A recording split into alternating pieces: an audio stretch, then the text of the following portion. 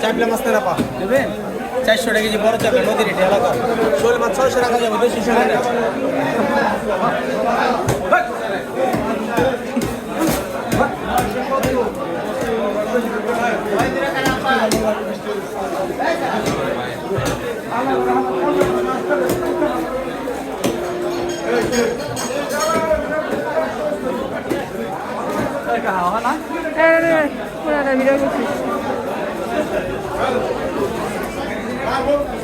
ওকে এটা বলে কেজি 300 টাকা